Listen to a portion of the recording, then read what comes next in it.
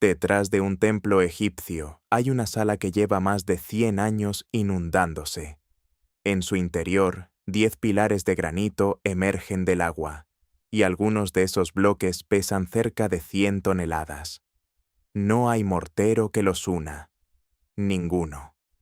Las juntas están talladas con tanta precisión que ni una hoja de cuchilla puede introducirse entre las piedras. El agua sube desde la capa freática y forma una especie de isla en el centro, lo cual quizás explica el nombre con el que se le conoce, el Osiraion. Existen evidencias de actividad humana en este lugar, aunque todas son de épocas mucho más tardías. Los vanos de las puertas superan los 3,5 metros de altura, demasiado altos para cualquier persona que haya vivido allí. Alguien construyó esto antes de que Egipto tuviera siquiera un nombre. Y quien fuera que lo hizo, nada en esta sala demuestra que se tratara de seres humanos. Era suelo sobre el que, según se decía, no se debía construir. Egipto cuenta con miles de ruinas antiguas, templos, tumbas, pirámides, todas explicadas, fechadas y comprendidas. Pero escondida detrás de uno de los templos más grandes de Egipto, hay una sala que rompe todas las reglas. Se llama el Osiraion. Y durante más de 100 años, nadie ha podido explicar cómo fue construida ni quién la construyó realmente. Para entender por qué esta sala representa un problema tan grande, primero hay que saber dónde está escondida. Abidos se encuentra en la orilla occidental del Nilo, en el sur de Egipto, a unos 300 kilómetros al sur de El Cairo. Durante 3000 años fue el lugar más sagrado del país, y fue allí donde un faraón llamado Seti primero levantó uno de los templos más magníficos de toda la historia egipcia, cubierto de arriba a abajo con tallados detallados y sede de una famosa lista de reyes egipcios grabada en piedra sólida. Pero si caminas detrás de ese templo apenas 8 metros, el suelo desciende, y en ese terreno más bajo se encuentra el Osiraion. Esto es lo que debería llamarte la atención de inmediato. Los constructores de Seti no edificaron sobre él, construyeron a su alrededor. La parte trasera de su templo se dobla, se estrecha y cambia de dirección, como si algo ya estuviera allí y nadie tuviera permitido tocarlo. La mayoría de los investigadores coinciden hoy en una sola explicación. El Osiraion ya estaba en pie antes de que Seti primero llegara al lugar. Entonces, ¿por qué este terreno era tan importante como para que un faraón construyera su templo rodeándolo en lugar de atravesarlo? Porque los egipcios creían que en ese lugar exacto reposaba el cuerpo de Osiris, su dios de la muerte. La leyenda contaba que su cuerpo había sido despedazado y dispersado por todo el país, y que sus restos más sagrados estaban enterrados justo ahí. No era una historia para el entretenimiento, era el centro mismo de la religión egipcia. Solo los sacerdotes que habían pasado por una iniciación secreta podían acercarse. Todos los demás permanecían a distancia. Y este suelo no guardaba únicamente mitos, guardaba cuerpos reales, muertos por razones reales. A menos de 3 kilómetros del templo de Seti, los arqueólogos descubrieron la tumba de un rey antiguo llamado Yer, rodeada por 318 tumbas separadas. Otras 269 tumbas rodean el área cercana. La mayoría de las personas enterradas allí eran mujeres jóvenes, probablemente parte de su propio séquito. Y hay un detalle que resulta imposible de ignorar. Todas esas tumbas comparten el mismo techo. Eso significa que todas las personas que yacen en ellas murieron el mismo día, enterradas juntas en el momento en que su rey fue sepultado. Cientos de personas sacrificadas al mismo tiempo, enviadas a seguirlo hacia lo que viniera después. Sobre ese suelo fue construido el Osiraion, un terreno ya empapado de muerte mucho antes de que Seti apareciera. Y en 1902, cuando los arqueólogos finalmente excavaron en el terreno más bajo detrás de su templo, Lo que encontraron no solo parecía antiguo, parecía fuera de lugar. En 1902, un equipo de arqueólogos comenzó a excavar detrás del templo de Seti. La excavación estaba dirigida por Edouard Nabil, quien trabajaba para el Fondo de Exploración de Egipto. Junto a él se encontraba Margaret Murray, una investigadora meticulosa y rigurosa que trabajaba bajo la dirección del célebre arqueólogo Flinders Petrie. Ninguno de ellos tenía la menor idea de lo que estaban a punto de descubrir. La entrada era un pasaje de piedra que se extendía 69 metros directamente hacia las entrañas de la tierra. Los alejó de las brillantes paredes pintadas del templo de Seti y los condujo hacia una oscuridad total. Cuanto más profundo era el descenso, más agua cubría el suelo bajo sus pies. Cuando llegaron al fondo, ya no avanzaban caminando. Estaban esperando. No era una excavación ordinaria. Era un lento arrastre entre agua que iba subiendo, hacia una cámara que había permanecido sellada y olvidada durante miles de años. Y entonces sus antorchas lo iluminaron. 10 enormes pilares tallados en granito rojo macizo emergían del agua en 2 hileras perfectas, sosteniendo gigantescos bloques de piedra sobre sus cabezas. Algunos de esos bloques pesaban cerca de 100 toneladas. Eso equivale aproximadamente al peso de 15 elefantes adultos completamente desarrollados, sostenidos únicamente por piedra apoyada sobre piedra. Para entender la magnitud, los bloques más grandes dentro de la cámara más famosa de la Gran Pirámide pesan entre 50 y 80 toneladas. Lo que Nabil y Murray tenían ante sus ojos era más pesado que cualquier cosa jamás hallada dentro de la estructura más legendaria de Egipto. Pero el peso no era siquiera la parte más perturbadora. Esos bloques encajaban entre sí sin ningún tipo de mortero, sin pegamento, sin relleno. Nada que los uniera excepto la forma en que fueron cortados. Y estaban cortados con tal precisión que ni la hoja de un cuchillo cabía entre ellos. Ni siquiera en las esquinas, ni siquiera después de miles de años bajo el agua. Las superficies eran lisas y pulidas, claramente trabajadas con verdadera destreza y paciencia, sin prisa alguna. Esta no era una estructura levantada a toda velocidad. Fue construida por alguien que quería que sobreviviera mucho después de su propia muerte. Aquí está la razón por la que ese detalle les importó tanto a Nabil y Murray en ese preciso instante.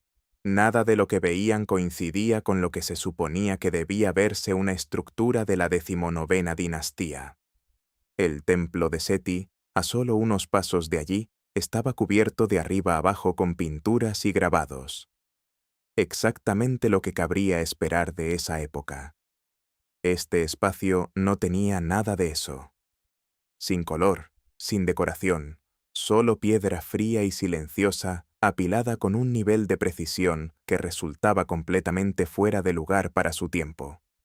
Y esa incompatibilidad era lo que más los inquietaba. La excavación en sí fue brutal.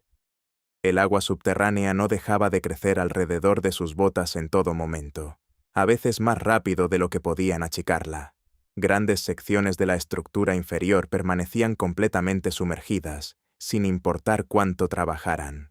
Cada paso hacia adelante significaba más barro, más frío, más piedra que no podían ver ni estudiar bien, oculta justo bajo la superficie. Para cuando finalmente lograron salir, una pregunta los acompañó fuera de esa cámara y nunca los abandonó. Si esto no fue construido como cualquier otra cosa de la época de Seti, entonces, ¿quién lo construyó realmente? ¿Y cuánto tiempo llevaba allí, en silencio y anegado, antes de que el reinado de Seti siquiera comenzara? Esa pregunta resultó ser mucho más difícil de responder de lo que nadie esperaba. Porque en cuanto uno examina de cerca cómo fue cortado y colocado este granito, la verdad es sencilla e inquietante. La piedra que no debería ser posible. El granito utilizado para construir esta estructura no provenía de ningún lugar cercano a Abidos. Fue extraído de canteras en Asuán, a unos 250 kilómetros de distancia, y de algún modo transportado todo ese trayecto hasta este punto exacto. Bloques de hasta 100 toneladas desplazados 250 kilómetros mediante métodos que el registro histórico de ese período no explica con claridad. Eso no es especulación. Es un problema genuino y sin respuesta que ocupa el centro de la arqueología egipcia, y se vuelve más extraño cuanto más de cerca se mira. La pregunta de cómo los antiguos egipcios lograron cortar el granito con tanta precisión ha desconcertado a los expertos desde 1883, cuando el célebre arqueólogo Flinders Petrie la planteó públicamente por primera vez. No es un misterio inventado para vídeos de Internet. Es una brecha real y documentada en nuestro conocimiento que ha existido durante más de 100 años. Esta es la evidencia física que mantiene viva la pregunta. Dentro de las canteras de granito del antiguo Egipto, los arqueólogos han encontrado agujeros de perforación casi perfectamente circulares, sin astillas, sin bordes irregulares, sin señal de mano temblorosa. Ese tipo de resultado limpio y uniforme generalmente solo es posible con una perforación controlada y estable. Sin embargo, las herramientas que se cree estaban disponibles en esa época eran simples instrumentos de cobre y piedra, herramientas que no deberían haber sido lo suficientemente resistentes para cortar granito con tanta limpieza. La explicación más común que ofrecen los expertos convencionales es que los trabajadores antiguos emplearon una combinación de herramientas de cobre, arena como abrasivo y una cantidad enorme de trabajo paciente y repetitivo a lo largo de largos periodos de tiempo. Eso es posible. Sin embargo, incluso hoy en día, los experimentos modernos nunca han logrado reproducir por completo trabajos en piedra de esta escala y precisión utilizando únicamente esos métodos. Debido a esta brecha, un grupo más reducido de investigadores, entre ellos el ingeniero y autor Christopher Dunn, ha planteado una idea mucho más perturbadora. Sostienen que algunas de las piedras talladas con mayor precisión en Egipto no se corresponden en absoluto con las capacidades de las herramientas de esa época, y que podrían pertenecer a una tradición más antigua y avanzada que la historia ha perdido por completo. Esta teoría se sitúa fuera de la corriente principal. No es un hecho aceptado, pero existe y merece ser escuchada, porque nadie ha podido refutarla del todo tampoco. Hay además un coste más oscuro que se oculta incluso detrás de la explicación convencional. Si la mano de obra humana ordinaria realmente desplazó bloques de 100 toneladas a lo largo de 250 metros usando cuerdas, trineos de madera y transporte fluvial, ese trabajo habría exigido un número enorme de trabajadores llevados hasta su límite físico. No es difícil imaginar que algunos de ellos nunca llegaron al final de ese camino. Esto refleja algo que ya descubrimos antes. Una civilización en Abidos que ya estaba dispuesta a enterrar a cientos de personas junto a su rey. Ya sea que la verdad sea el esfuerzo humano paciente, un método perdido que la historia olvidó, o algo completamente distinto, un hecho permanece firme en medio de todo esto.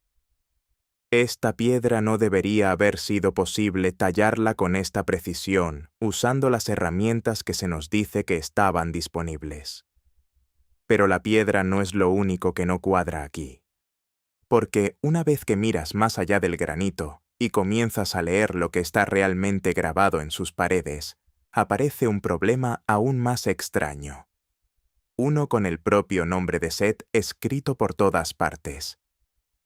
Las firmas grabadas en las paredes de esta estructura son los nombres de Seti y su sucesor, Ramsés. Sus símbolos reales, llamados cartuchos, son la única evidencia escrita directa que conecta esta estructura con el período de tiempo de Seti.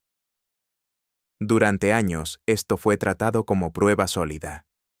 Pero cuando estudias de verdad cómo fueron realizados estos grabados, la historia se desmorona rápidamente. Aquí está el problema. En el antiguo Egipto, cuando un rey construía algo, las inscripciones se planificaban desde el principio del diseño. Las paredes eran cuidadosamente talladas y alisadas específicamente para recibir escritura detallada. Cada templo de Egipto seguía este patrón, pero los grabados aquí son diferentes. Fueron cortados en superficies que nunca fueron preparadas para recibirlos. Sin planificación, sin diseño pensado alrededor del texto, parece menos una inscripción y más algo añadido posteriormente, casi como grafiti rayado sobre un edificio que ya existía. Hay otro detalle que hace esto aún más difícil de ignorar. Siempre que un rey egipcio construía un monumento para los dioses, casi siempre incluía una frase escrita específica, algo parecido a «Él hizo esto como su monumento para su padre Osiris». Esta frase aparece una y otra vez en los templos egipcios. Está completamente ausente aquí, no desgastada por el tiempo, no dañada, simplemente nunca estuvo presente. Incluso la propia entrada plantea preguntas. El acceso que conduce al interior de esta estructura se encuentra fuera del muro perimetral del complejo del propio templo de Seti. Si Seti realmente hubiera construido este espacio como parte de su propio monumento, esperarías que la entrada estuviera dentro de los terrenos de su templo, no fuera de ellos. En 1933, un investigador llamado Henry Frankfurt ofreció una explicación para resolver todo esto. Argumentó que Seti construyó deliberadamente esta estructura para que pareciera antigua, como un tributo simbólico a Osiris. Esta idea, conocida como arcaísmo, se convirtió en la respuesta aceptada durante casi un siglo. Pero aquí está el vacío en esa explicación que nunca se aborda. Si los constructores de Seti fueron capaces de levantar algo de esta magnitud con semejante nivel de precisión, ¿por qué no existe nada parecido en ningún otro rincón de toda la historia del Imperio Nuevo? Ni antes ni después, utilizada exactamente una sola vez, luego abandonada por completo y jamás vueltas a tocar. Hay una parte más de esta historia que merece verdadera atención. Margaret Murray, la misma investigadora meticulosa que exploró este lugar en 1902, dedicó su vida entera a estudiarlo de manera directa. Vivió hasta los 100 años, manteniéndose activa en su campo bien entrados los 90. Su conclusión inicial, y de primera mano, fue contundente. Ella no creía que Seti hubiera construido esta estructura. Sin embargo, una generación más tarde, su conclusión fue silenciosamente dejada de lado. No porque nuevas pruebas la refutaran, sino porque una explicación diferente y más conveniente se fue popularizando con el tiempo. Si Seti no construyó esto, la siguiente pregunta se vuelve imposible de ignorar. ¿Quién lo hizo? Y la respuesta más cercana no se encuentra en ningún lugar próximo a Abidos. Se halla a más de 300 kilómetros al norte, en Giza, dentro de una estructura que la egiptología tiene igual dificultad para explicar. El gemelo en Giza. En Giza, junto a la Gran Esfinge, se encuentra una construcción conocida como el Templo del Valle. Supuestamente fue erigida para un rey llamado Khafra más de 1200 años antes de que Seti gobernara Egipto. Y sin embargo, cuando la colocas una al lado de la otra con la estructura que se encuentra detrás del templo de Seti, las similitudes son imposibles de ignorar. Ambas están construidas con bloques de piedra macizos. Ambas encajan entre sí sin una sola gota de mortero. Ambas comparten exactamente el mismo estilo desnudo y sin decoración, completamente diferente de la arquitectura profusamente ornamentada típica de sus supuestas épocas. Dos estructuras separadas por más de 1000 años y cientos de kilómetros, construidas usando métodos prácticamente idénticos. Y la cosa no se detiene ahí. Los muros de piedra que rodean a la propia Gran Esfinge comparten ese mismo estilo constructivo. Eso ya no son dos estructuras coincidentes. Son tres, distribuidas en diferentes lugares y diferentes siglos, mostrando todas señales de la misma tradición constructiva inexplicada. En 1992, un geólogo llamado Robert Schoch presentó sus hallazgos ante la Sociedad Geológica de América, sacudiendo los cimientos de la historia egipcia aceptada.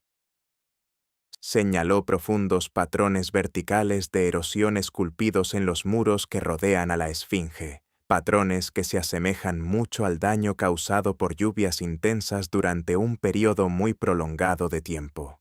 El problema es sencillo.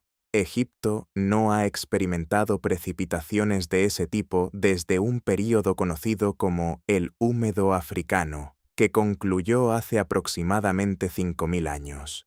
Si Schoch está en lo correcto, la propia Esfinge podría ser mucho más antigua de lo que la historia convencional sostiene. Esta no era una afirmación cómoda de hacer. Los investigadores que apoyan públicamente esta teoría han enfrentado consecuencias profesionales reales dentro del campo de la egiptología. Conversaciones dañinas y reputaciones arruinadas, simplemente por enunciar lo que la evidencia física parecía mostrarles. Schoch no estuvo solo al llevar estas preguntas más lejos. El ingeniero Robert Bauval se centró en cómo los monumentos del antiguo Egipto podrían alinearse con patrones específicos de estrellas en el cielo. El autor Graham Hancock llevó más tarde estas teorías a millones de lectores alrededor del mundo, argumentando que todas estas estructuras podrían pertenecer a una tradición más antigua y compartida, una que la historia convencional nunca ha aceptado del todo. Siendo justos, la egiptología dominante ha respondido con fuerza ante estas ideas. Pero aquí está el verdadero problema que subyace a ese rechazo. La teoría original que explica la estructura de Seti, la propuesta por Frankfurt en 1933, ha sido repetida durante casi un siglo. Nunca ha sido verdaderamente reexaminada con herramientas modernas ni con evidencia moderna. Simplemente ha sido aceptada y transmitida sin cuestionamiento alguno. Si se une todo esto, un patrón claro comienza a tomar forma.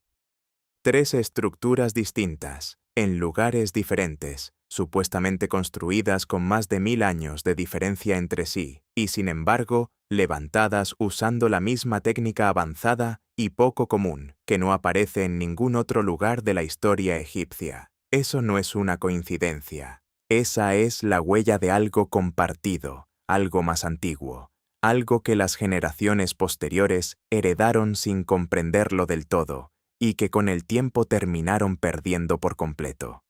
Ese patrón compartido plantea una última pregunta perturbadora.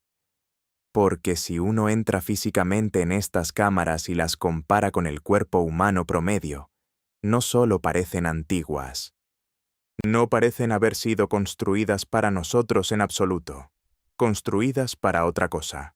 Dentro de esta estructura, los marcos de las puertas alcanzan más de 12 pies de altura. Ese número puede parecer pequeño por sí solo, pero colócalo junto a una puerta normal y la diferencia se vuelve imposible de ignorar. La mayoría de las puertas que se encuentran en los templos egipcios de esta época tienen una altura claramente pensada para el cuerpo humano promedio. Esta se eleva muy por encima de eso, más del doble de lo que una persona necesita para pasar cómodamente. Y esto no se limita a una sola entrada. Los pasillos que recorren toda la estructura son más anchos de lo necesario para el tránsito humano normal. Los techos se elevan mucho más alto de lo que cualquier uso práctico requeriría. Los pilares se extienden hacia arriba a una escala que supera todo lo demás construido en Egipto durante ese mismo período. Ahora bien, hay una pregunta razonable que vale la pena hacerse. Los templos egipcios solían construirse a una escala simbólica grandiosa de manera intencional, pensada para representar el poder y la gloria de los dioses, y no para la comodidad humana. Eso es cierto, y merece decirse con claridad. Pero aquí es exactamente donde esa explicación empieza a desmoronarse. Este tipo de escala simbólica desproporcionada solía aplicarse a las partes exteriores y públicas de un templo, las zonas diseñadas para impresionar a visitantes y fieles. Los espacios internos de trabajo en la mayoría de los templos, los que los sacerdotes usaban a diario, se mantenían a proporciones humanas normales. Ese patrón se repite en casi toda la arquitectura religiosa egipcia conocida. Esta estructura rompe ese patrón por completo. Incluso sus pasillos interiores, las partes que jamás estuvieron destinadas al público, siguen siendo desproporcionadamente grandes. Eso no es decoración. Eso no es simbolismo para impresionar a nadie de afuera. Es una coherencia en la escala que solo tiene sentido si este espacio nunca fue diseñado tomando como referencia las proporciones humanas. Y aquí hay un detalle que profundiza aún más la inquietud. A pesar de estar presentada como un monumento funerario que honra a un dios de la muerte, jamás se han recuperado restos humanos del interior de esta estructura. Ningún cuerpo, ningún entierro, nada que confirme físicamente quién o qué se supone que este espacio fue construido para albergar. Entonces, nos encontramos ante una estructura que claramente nunca fue diseñada para el uso humano cómodo y que al mismo tiempo no guarda ningún rastro de aquel para quien supuestamente fue construida. Si este espacio nunca fue dimensionado para un faraón de la 19ª dinastía y tampoco para visitantes humanos ordinarios, la única pregunta honesta que queda es simple y perturbadora. ¿Para quién o para qué fue construido realmente este espacio? Nadie ha dado jamás una respuesta satisfactoria a esa pregunta. Y esa pregunta lleva bien más de 100 años reposando en silencio dentro de esa piedra. Cada año que pasa se vuelve más difícil de responder, porque lo que trabaja en contra de todos los que intentan resolver este misterio no es el tiempo en sí, es el agua.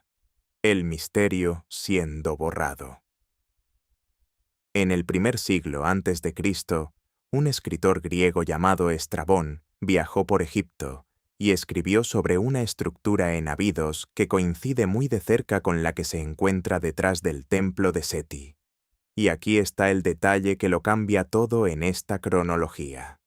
Estrabón escribía más de 1000 años después de que el reinado de Seti ya había concluido. Y en sus escritos nunca le atribuyó la construcción a Seti. En cambio, la describió como un monumento que ya era antiguo cuando él lo contempló por primera vez. Piensa en lo que eso realmente significa. Viajeros griegos de la antigüedad ya estaban llamando a esta estructura vieja, misteriosa e inexplicable más de 1000 años antes de que los arqueólogos modernos pusieran un pie cerca de ella. Este misterio ha sobrevivido a 2 civilizaciones enteras llenas de curiosidad, y sigue sin resolverse hoy, y el reloj no se ha detenido.